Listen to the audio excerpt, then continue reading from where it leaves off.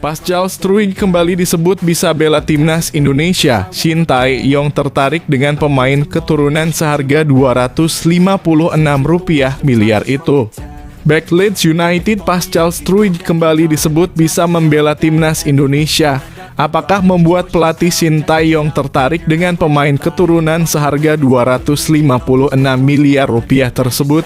Pascal Struijk disebut diizinkan bermain untuk timnas Indonesia. Apa maksudnya? Channel YouTube Football Primeur baru saja merilis video podcast antara mereka dengan calon penyerang timnas Indonesia, Mauro Zijlstra. Dalam obrolan itu, Mauro Zijlstra terang-terangan mengaku sudah memberikan berkas naturalisasi kepada PSSI. Jika lolos verifikasi oleh tim legal PSSI, penyerang 19 tahun itu akan terbang ke Indonesia untuk menjalani proses naturalisasi sebagai warga negara Indonesia dalam kurung WNI. Di sela-sela obrolan itu, sang pembawa acara paham bukan hanya Mauro Zijlstra yang sedang menjalani proses naturalisasi sebagai warga negara Indonesia. Ia menyebut beberapa nama seperti gelandang Royal Antwerp FC, Jairo Riedewald juga sedang menjalaninya. Ini cukup spesial karena ada beberapa pemain lagi yang bisa bergabung dengan Indonesia selain Mauro, dalam kurung Zijlstra. Saya tahu Jairo Riedewald salah satunya dan sedang dalam proses.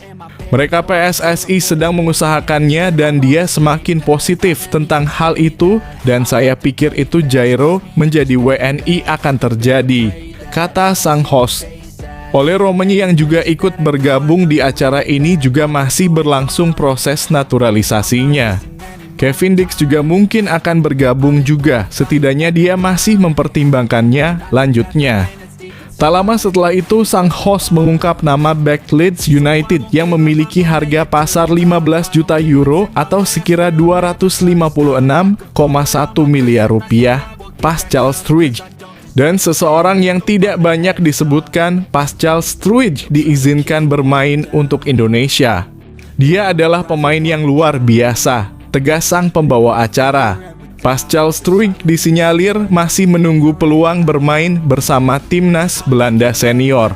Beredar kabar Pascal Struijk menolak tawaran memperkuat timnas Belgia demi memperkuat tim senior De Oranje julukan timnas Belanda.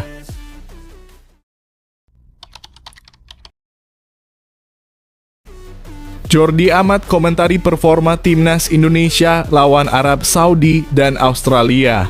Jordi Amat memuji penampilan timnas Indonesia yang mampu menahan imbang Arab Saudi dan Australia.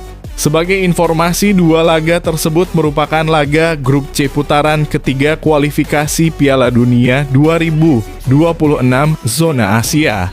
Laga pertama, timnas Indonesia menghadapi Arab Saudi di Stadion King Abdullah Sports, Jeddah dalam kurung 5 September 2024. Pada kesempatan tersebut, tim asuhan Shin Tae-yong mampu menahan imbang sang tuan rumah dengan skor 1-1.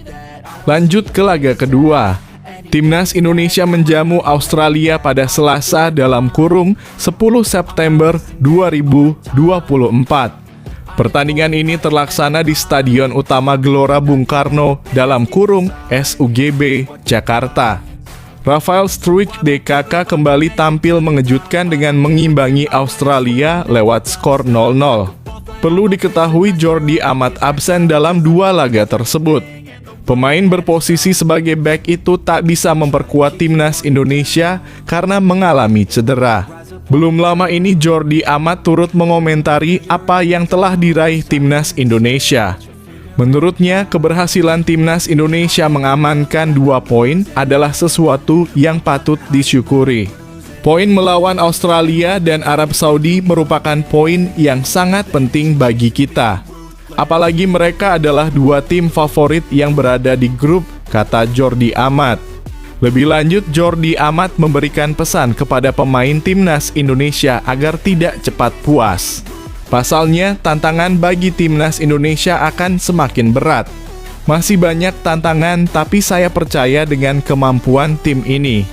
Jadi atas hasil 2 pertandingan sebelumnya, saya ucapkan selamat kepada para pemain dan supporter, ucap Jordi Amat.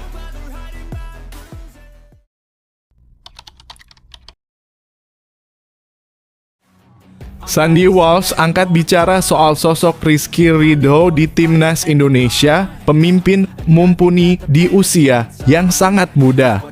Pemain belakang Cafe Mechelen, Sandy Walsh memberi penilaian soal sosok Rizky Ridho di skuad Timnas Indonesia. Rizky Ridho jadi salah satu sosok pemain belakang terbaik di Indonesia saat ini. Pemain 22 tahun tersebut tak tergoyahkan sebagai pilihan utama Timnas Indonesia di bawah asuhan Shin Tae-yong. Di tengah serbuan pemain naturalisasi di skuad Garuda, Rizky Ridho tetap kokoh sebagai pilihan utama Shin Tae-yong di posisi bek tengah. Rizky Ridho selalu dipercaya sebagai starter pada 2 laga perdana ronde ketiga kualifikasi Piala Dunia 2026 zona Asia lawan Arab Saudi dan Australia. Kehadirannya membuat Timnas Indonesia mampu mengamankan 2 poin dari 2 laga tersebut. Sandy Walsh memuji sosok Rizky Ridho sebagai pemain paling berpotensi di skuad Garuda saat ini. Pemain 29 tahun tersebut percaya dengan kemampuan Rizky Ridho saat berdiri di lini belakang. Selain itu, dirinya salut dengan Rizky Ridho yang berkembang menjadi pemimpin luar biasa di usianya yang masih muda. Salut kepadanya dan dia adalah teman yang baik, ujar pemain Cafe Mechelen tersebut. Saya sangat bahagia melihatnya berkembang menjadi bek luar biasa dan pemimpin mumpuni bagi tim bahkan dalam usianya yang muda, ujarnya. Timnas Indonesia sudah menyelesaikan agenda internasional pada bulan September 2024. Agenda berikutnya bakal tersaji pada bulan Oktober 2024.